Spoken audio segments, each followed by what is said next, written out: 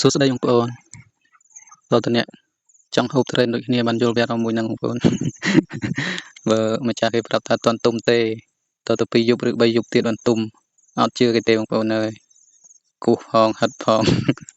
ហើយវះអស់មួយខ្លែបបានសម្រេចមិនដឹងថាអត់ទុំនេះចិនឃ្លានដល់ហើយបងប្អូនអើយតាំងពីស្គាល់ចកាគេមកគឺថាងាកទៅអញ្ចឹងណាបងប្អូនគឺទៅញយវិញខ្ញុំថាឲ្យទិញដើមគេមកបងប្អូនទិញដើមដើម្បីយកមកដាំខ្លួនឯងអញ្ចឹងណាបងប្អូនកុំឲ្យទៅញយពេកចិនក៏ទៅដាំទៅដឹងកាលទេបានហូបតែយូរទេបងប្អូនត្រេនយើងវាយថា3 4ឆ្នាំគឺបានហូបបងប្អូនឥឡូវយើងមកដល់ចកាយើងហ្នឹងបងប្អូនយើងធ្វើការកាប់ដៅបងប្អូនឥឡូវយើងកាប់តាមក្បួនគេណាបងប្អូនពេលយើងទៅទិញទៅក៏ម្ចាស់គាត់ណែនាំឲ្យកាប់អញ្ចឹងក៏យើងរៀនកាប់តាមគេសាប់មើលទៅបងប្អូនកាលខ្ញុំដាំពីមុនមកខ្ញុំអត់ដែលបានកាប់តាមគេទេបងប្អូនខ្ញុំកាប់តែមួយអាកន្តាលមួយតែឥឡូវយើងរៀនកាប់តាមគេអញ្ចឹងណាបងប្អូនយើងដាំចោលទៅបងប្អូនវាអត់យូរទេព្រោះមួយឆ្នាំហ្នឹងវាលឿនណាស់ឥឡូវហ្នឹងបងប្អូនភ្លេចខ្លួនមួយឆ្នាំបាត់ហើយបងប្អូនហើយប្រេនយើងដាំបានច្រើនបងប្អូន 4 5 ដើមហើយ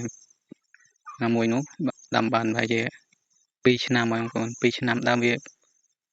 ចង់ថាប្រពន្ធកោជើងបងប្អូន2ឆ្នាំហើយនៅចកាយើងចកាចន្ទីនេះយើងដាំបាន4ដើមនឹងដើមនេះហើយបងប្អូនបើនៅផ្ទះយើងលើនោះយើងដាំបានតែមួយដើមទេដោយសារតែដីទួលយើងអត់សូវហ៊ានដាំណាបងប្អូនខ្លាចដាំវាអត់រស់អញ្ចឹងហើយយើងធ្វើការដាំមីដីយើងនេះឲ្យបានច្រើនទៅព្រោះអនាគតទៅចាស់ទៅប្រហែលជាអាចមកនៅចកាអញ្ចឹងណាបងប្អូនត្រេនពេលខ្ញុំទៅដល់ចកាគេបានដឹងបងប្អូនចកាម្ដងគឺផ្លែដល់ហ្នឹងបងប្អូនខ្ញុំគិតថាត្រេននឹងខ្នោបងប្អូនប្រហែលជាអត់ខុសគ្នាទេពេលដែលវាផ្លែទៅណាបងប្អូនគឺថាម្ដងនឹងមិនតិចផ្លែទេបងប្អូនមានអ្នកឲ្យចិនដាំខ្លួនឯងណាបងប្អូនដើម្បីទុកជាអនុស្សាវរីយ៍ចាស់ទៅឲ្យបានត្រេនហូប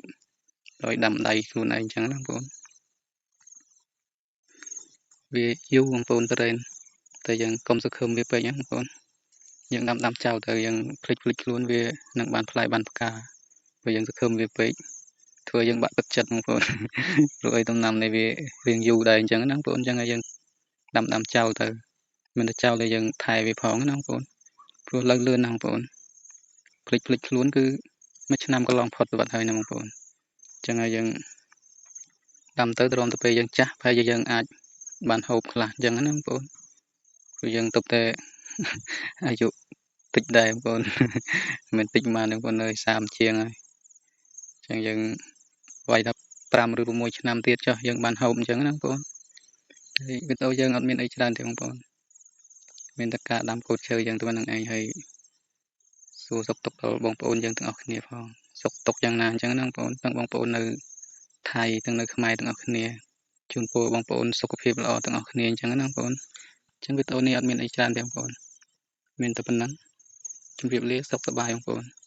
ជួបគ្នានៅវីដេអូក្រោយទៀតណាបងប្អូន